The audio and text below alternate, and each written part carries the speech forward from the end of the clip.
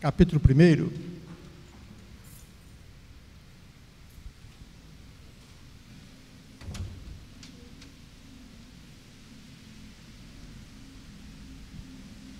Lá depois de Obadias. Tem uns livros que a gente fica tanto tempo sem lá que a gente até esquece onde que fica, né? Depois de Obadias, antes de Miqueias. Todo mundo achou? Eu vou ler o capítulo 1, até o verso 17, os irmãos, por favor, acompanhem. Veio a palavra do Senhor a Jonas, filho de Amitai, dizendo: Dispõe-te, vai à grande cidade de Nínive e clama contra ela, porque a sua malícia subiu até mim. Jonas se dispôs, mas para fugir da presença do Senhor, para Tarsis. E tendo descido a Jope, achou um navio que ia para Tarsis, pagou, pois, a sua passagem e embarcou nele, para ir com eles para Tarsis, para longe da presença do Senhor. Mas o Senhor lançou sobre o mar um forte vento, e fez-se no mar uma grande tempestade, e o navio estava a ponto de se despedaçar. Então os marinheiros, cheios de medo, clamava cada um ao seu Deus, e lançavam ao mar a carga que estava no navio, para o aliviarem do peso dela. Jonas, porém, havia descido ao porão e se deitado, e dormia profundamente. Chegou-se a ele o mestre do navio e lhe disse: Que se passa contigo? Agarrado no sono? Levanta-te, invoca o teu Deus, talvez assim esse Deus se lembre de nós, para que não pereçamos. E diziam uns aos outros: Vinde, lancemos sortes, para que saibamos por causa de quem nos sobreveio este mal. E lançaram sortes, e a sorte caiu sobre Jonas. Então lhe disseram: Declara-nos agora por causa de quem nos sobreveio este mal. Que ocupação é a tua? De onde vens? Qual a tua terra? E de que povo és tu? E ele lhes respondeu: Sou hebreu, e temo ao Senhor, o Deus do céu, que fez o mar e a terra. Então os homens ficaram possuídos de grande temor e lhe disseram: Que é isso que fizeste? Pois sabiam os homens que ele fugia da presença do Senhor, porque lhe havia declarado. Disseram-lhe: Que te faremos para que o mar se nos acalme? Porque o mar se ia tornando cada vez mais tempestuoso. Respondeu-lhes: Tomai-me e lançai-me ao mar, e o mar se aquietará, porque eu sei que por minha causa vos sobreveio esta grande tempestade. Entretanto os homens remavam, esforçando-se por alcançar a terra, mas não podiam, porquanto o mar se ia se tornando cada vez mais tempestuoso contra eles. Então clamaram ao Senhor e disseram: Senhor, rogamos-te que não pereçamos por causa da vida deste homem, e não façais cair sobre nós de sangue, quanto a nós inocente, porque tu, Senhor, fizeste como te aprouve. E levantaram a Jonas e o lançaram ao mar, e cessou o mar a sua fúria. Temeram, pois, esses homens em extremo ao Senhor, e ofereceram sacrifícios ao Senhor, e fizeram votos. Deparou o Senhor um grande peixe, para que tragasse a Jonas, e esteve Jonas 3 dias e 3 noites no ventre do peixe. Amém. Vamos fazer uma breve oração? Senhor, nós rogamos que esteja falando conosco através da Tua Palavra,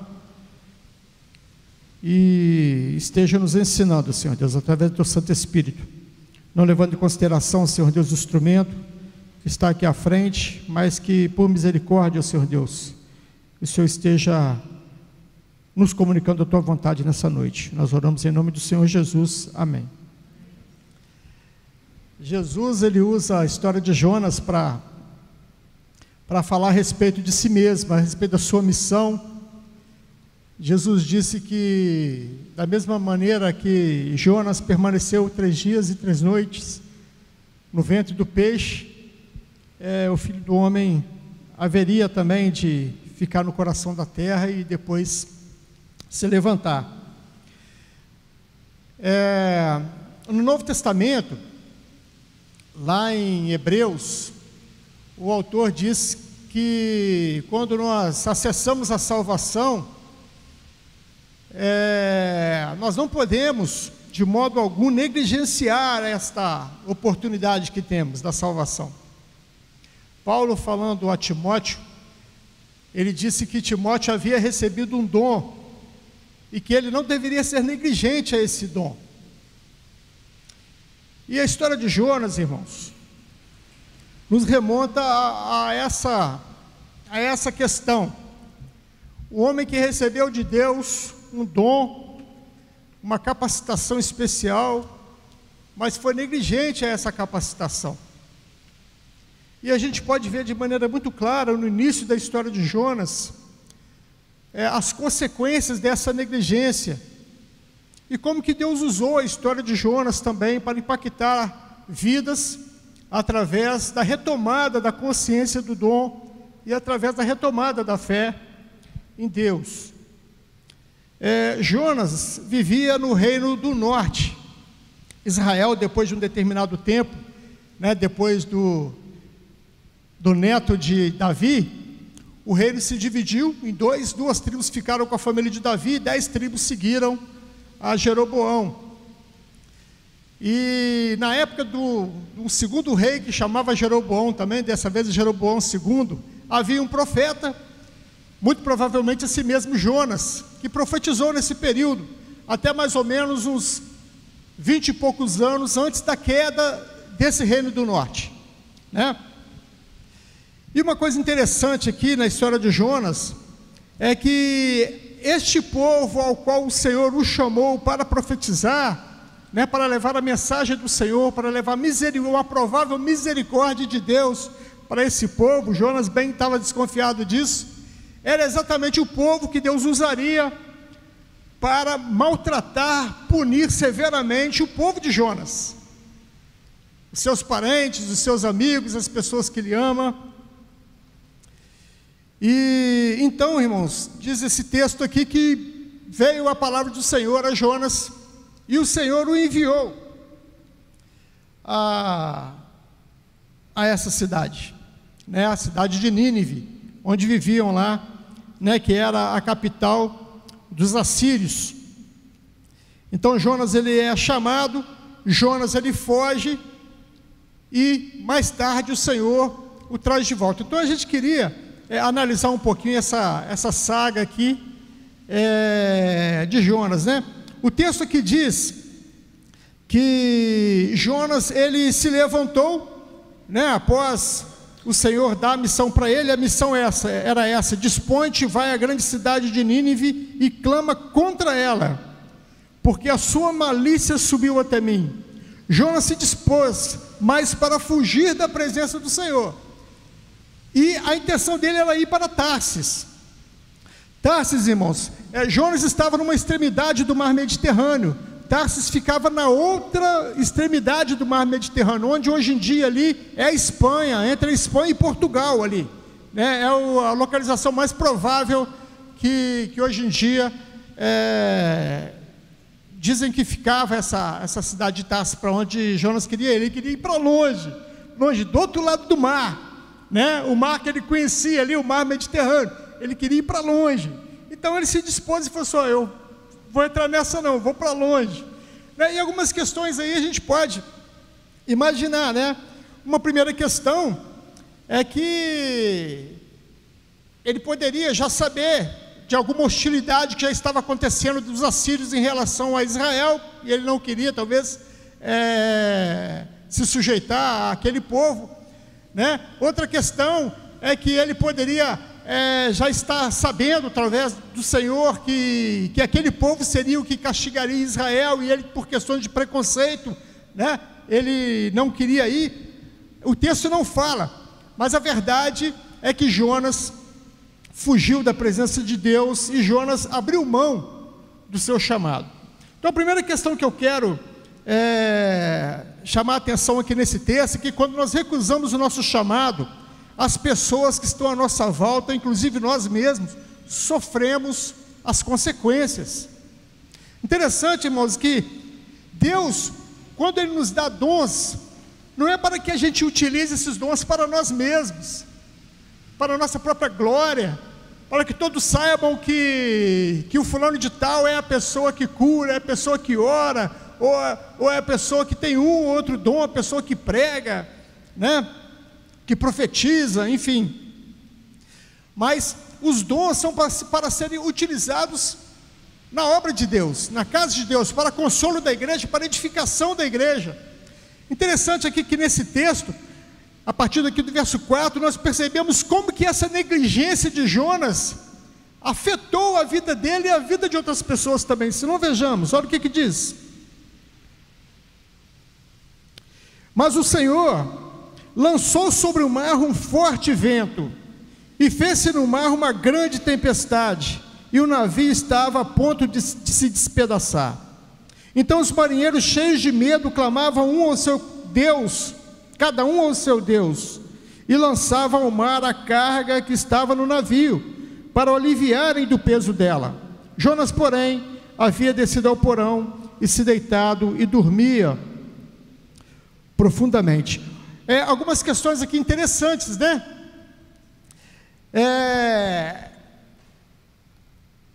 Aqueles homens estavam em tamanho desespero, irmãos, diante daquela situação. Interessante que aqui deviam ter ali os passageiros, ou também a tripulação do navio.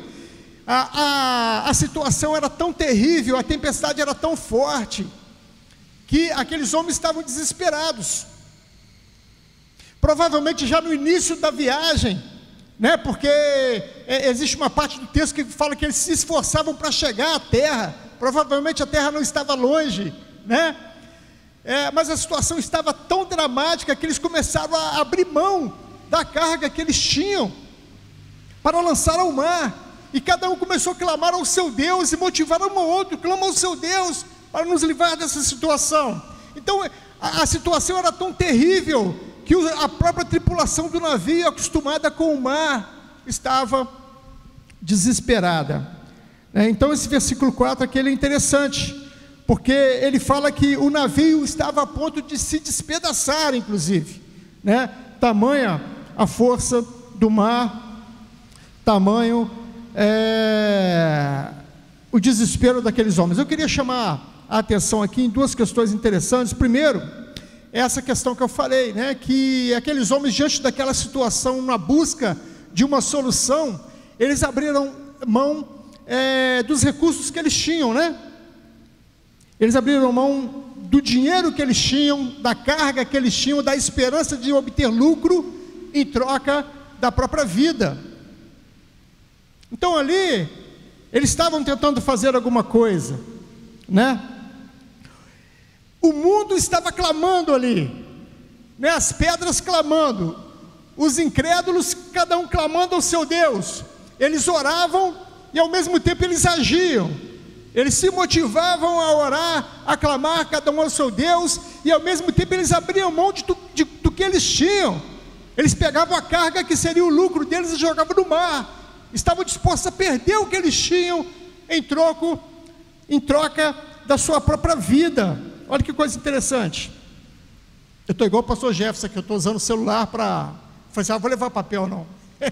Estou passando a pedra, toda hora o negócio apaga aqui. Outra questão, irmãos, interessante, é que não adiantava esse clamor, né? Esse me chamou a atenção no texto, porque a solução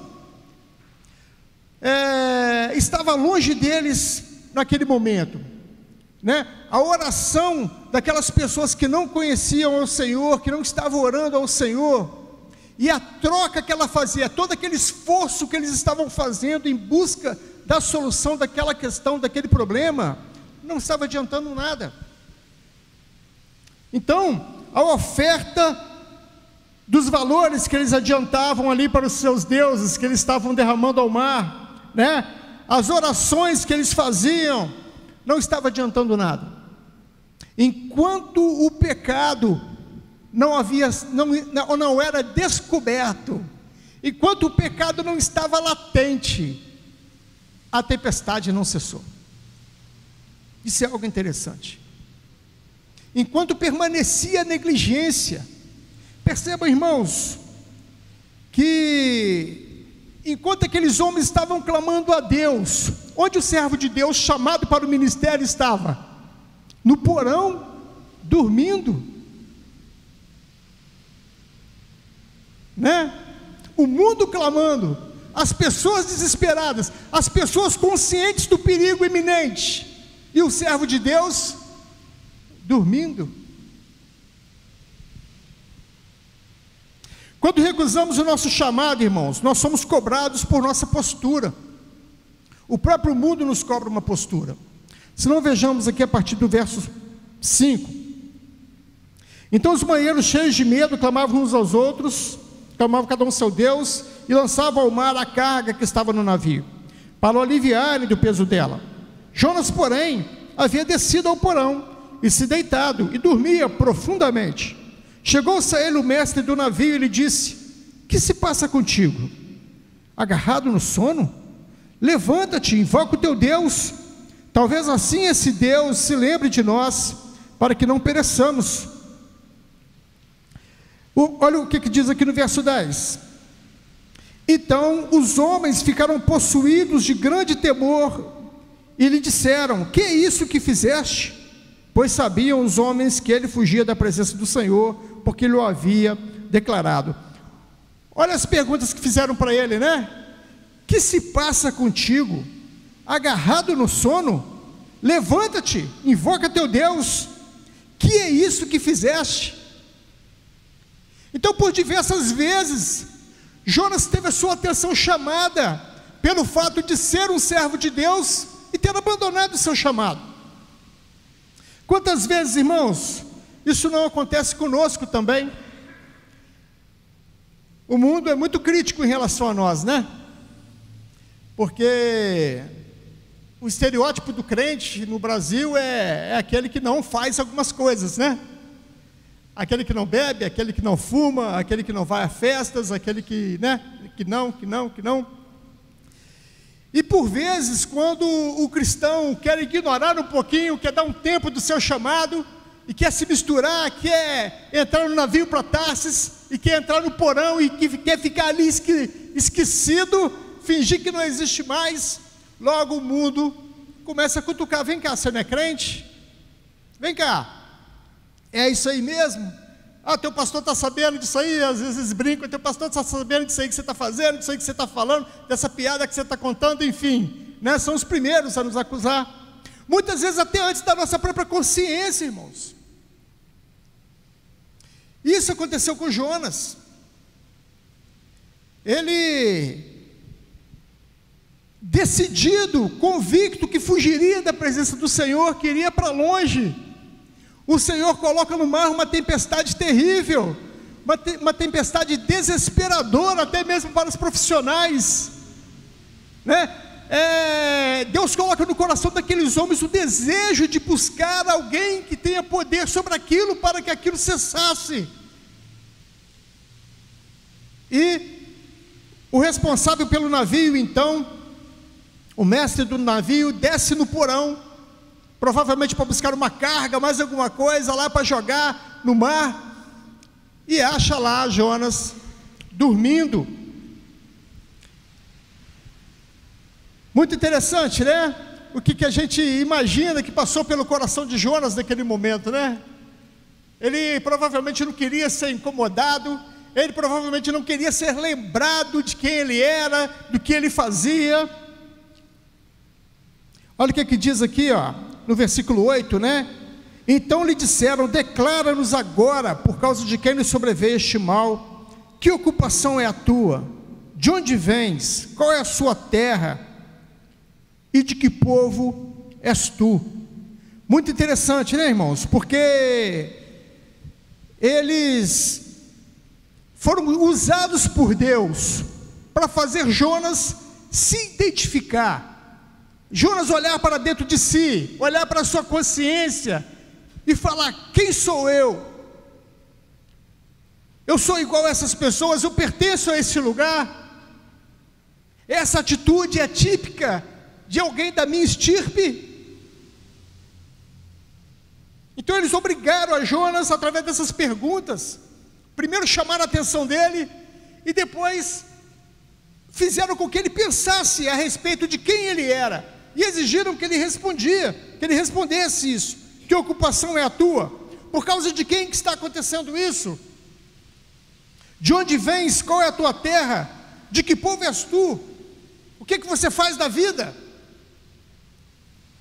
E ele então tem que responder: sou hebreu, temo ao Senhor, o Deus do céu, que fez o mar e a terra. Interessante que provavelmente cada marinheiro daquele ali, cada passageiro que estava lá, tinha uma fé. Mas naquele momento, irmãos, eles estavam provavelmente convictos de que os deuses que eles criam não iam ajudá-los naquele momento. Eles já estavam percebendo que as suas orações, as suas ofertas eram vazias, de um modo muito semelhante aos 450 profetas de Baal, lá no monte. Eles clamavam e ninguém ouvia. Mas interessante que quando Jonas descreve quem ele era, quando ele fala: sou hebreu e temo ao Senhor, o Deus do céu, que fez o mar e a terra. Ele colocou o mar na frente da terra, né? Ele falou o mar antes, porque onde eles estavam, diante de toda aquela situação, fez o céu, né? Que controla os ventos, o mar, que está tempestuoso. Eu sirvo a esse Deus que fez isso aí. Interessante que naquele momento, aqueles homens creram, e eles falaram o seguinte: que fizeste? O que você fez que deixou esse Deus nervoso? O que você fez que irritou tanto a esse Deus que você serve?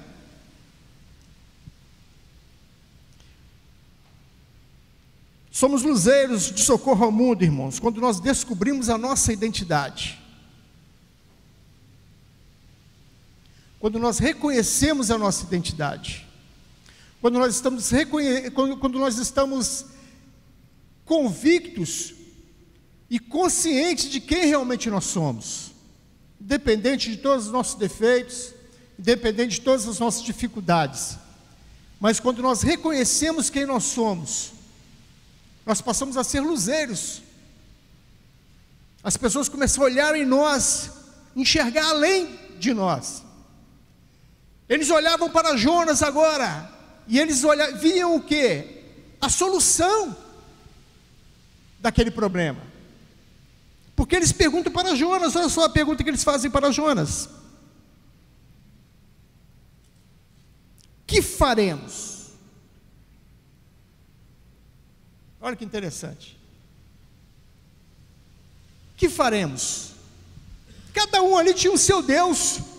Eles poderiam perguntar para qualquer um daqueles homens que estavam ali: você que adora Baal, que faremos?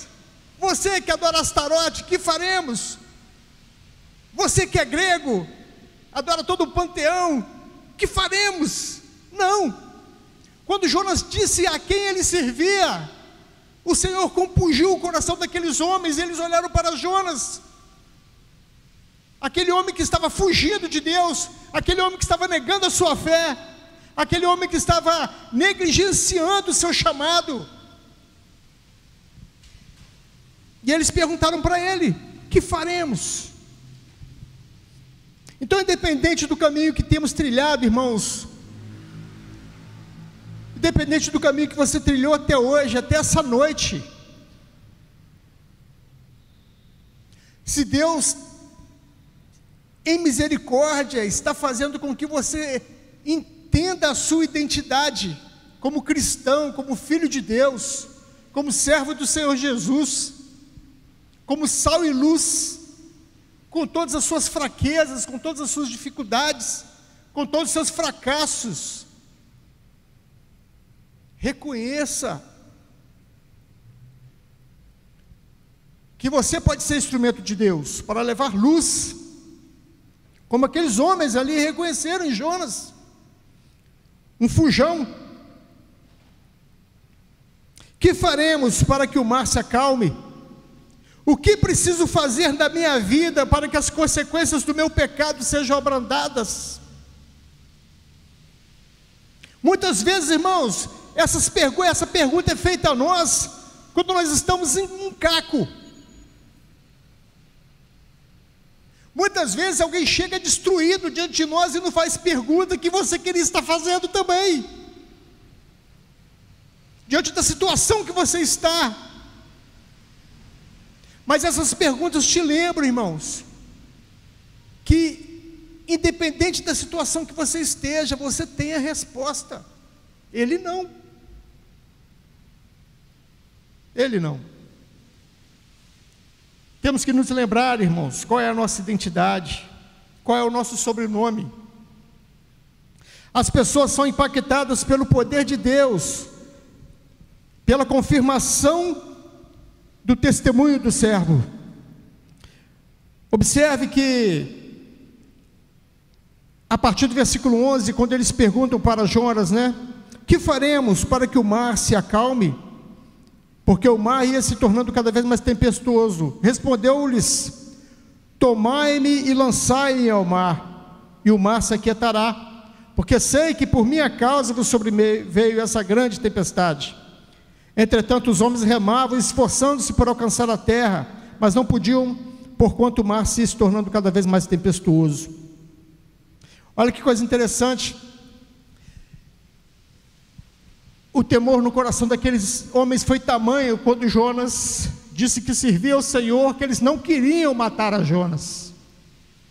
Eles estavam com medo de matar a Jonas. Eles estavam com medo de fazer aquilo que Jonas disse que era para fazer. Eles abriram mão de dinheiro, irmãos. Eles abriram mão de todos os recursos que eles tinham ali, de todo o lucro que aquele navio teria. E eles naquele momento estavam com medo de jogar um homem desconhecido no mar, que talvez naquela época não tivesse valor algum.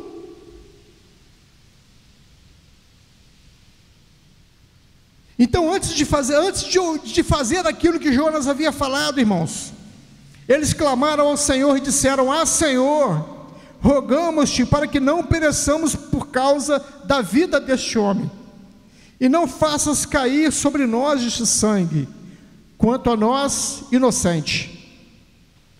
Porque tu, Senhor, fizeste como te aprouve. E levantaram a Jonas e o lançaram ao mar, e cessou o mar da sua fúria.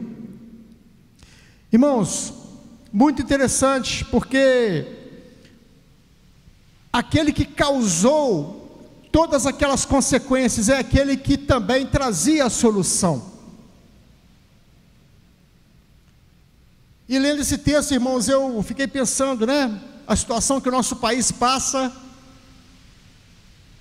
a situação que muitas vezes nós nos envolvemos, os problemas que às vezes nos cercam. Quem sabe, a exemplo desse texto, o causador de tudo que tem acontecido aí são aqueles que trazem a solução, a igreja do Senhor Jesus,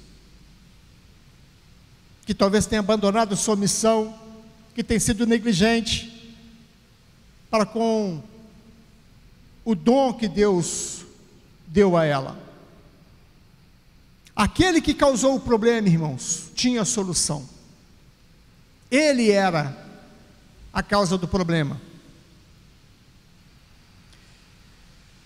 Muito interessante, irmãos, nós percebemos que Jonas, a partir do momento que ele recobra a sua sanidade espiritual, a partir do momento que ele se identifica novamente como servo do Senhor, porque ele fala: eu sirvo ao Senhor. Ele não falou eu servia, ele coloca no presente: eu sirvo ao Senhor, Deus do céu.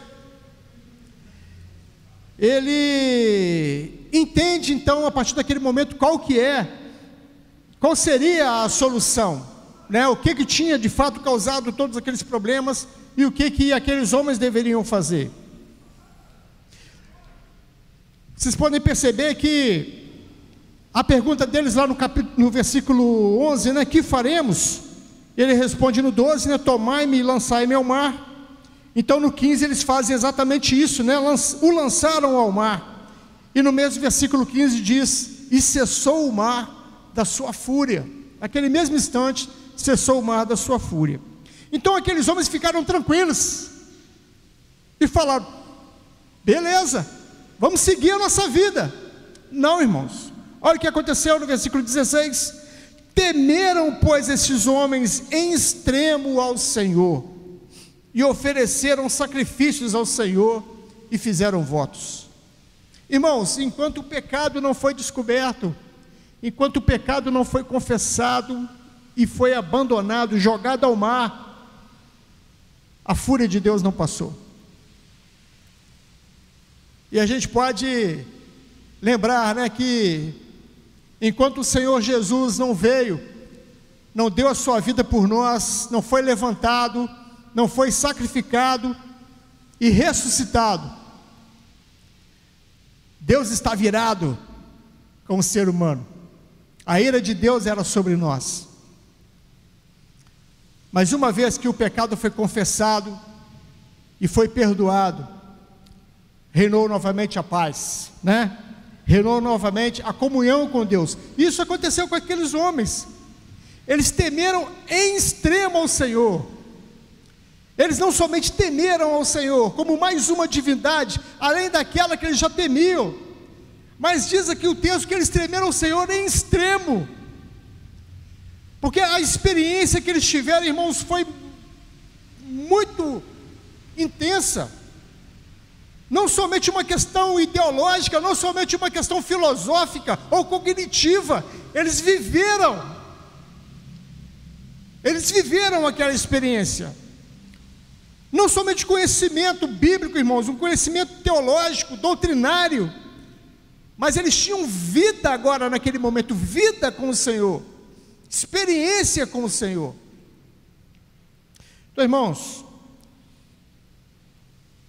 só queria relembrar o que a gente viu nesse texto aí, que quando nós recusamos o nosso chamado, as pessoas sofrem as consequências. Quando nós recusamos o nosso chamado, nós somos cobrados pela nossa postura.